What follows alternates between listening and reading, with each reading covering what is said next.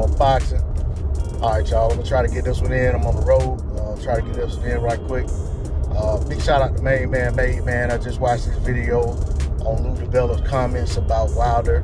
If he takes a loss versus Fury, that his career is over. Went over there and listened to what Lou DiBella had to say. And I could not disagree more with what Lou DiBella had to say, and I couldn't agree more with what Main Man said. So I'm gonna try to give my spin on it without completely echoing what he said. I want to give my take on it. First of all, I feel like what Lou DiBella said was irresponsible as a guy whose job exists because he promotes the sport of boxing. He promotes fighters in the sport of boxing.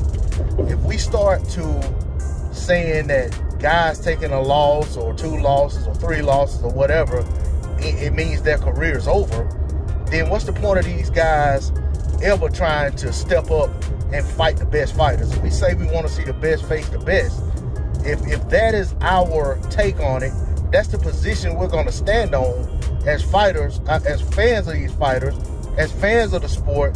And if that's the position that these fighters buy into and that belief system, then we'll never get these guys daring to be great by testing themselves against the other best fighters out there.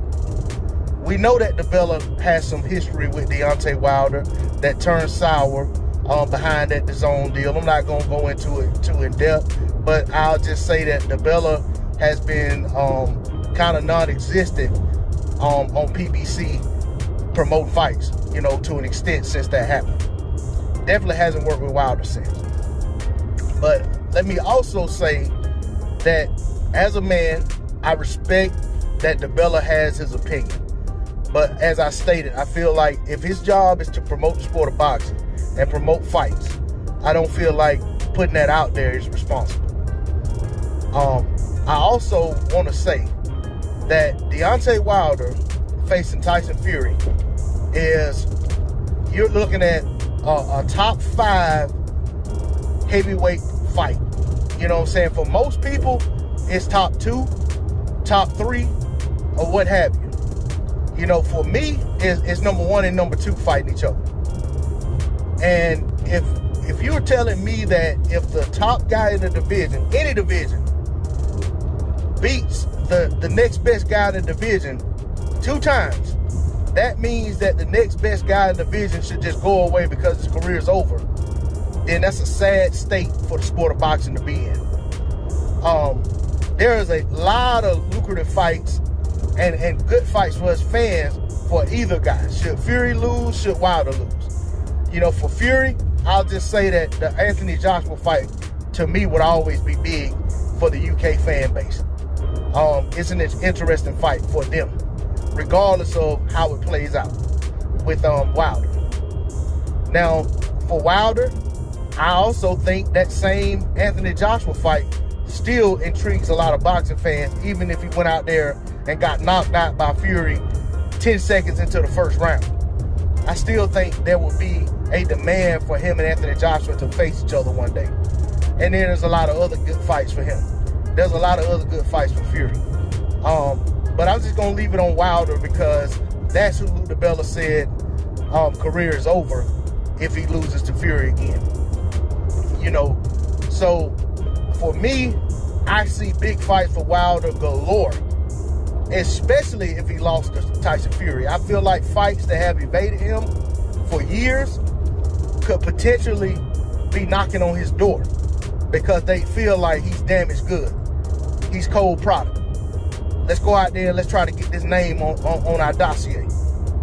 And I feel like Wilder is the type of guy that would feel disrespected that all of a sudden guys who had no interest in fighting him suddenly want to fight him. And that he would rise to the occasion and remind those guys why they never wanted to fight with him in the first place. And I'll rattle off some names.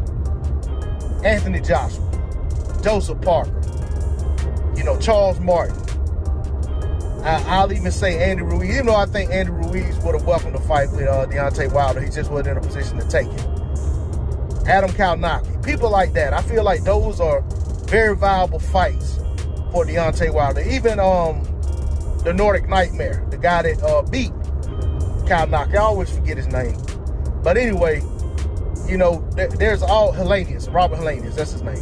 But there's always guys out there. The Dillian White fight. A lot of people say they want Dillian White to fight Deontay Wilder so bad. They want to see Deontay Wilder and Dillian White fight more than they want to see their next meal. So for those people, that fight could open up.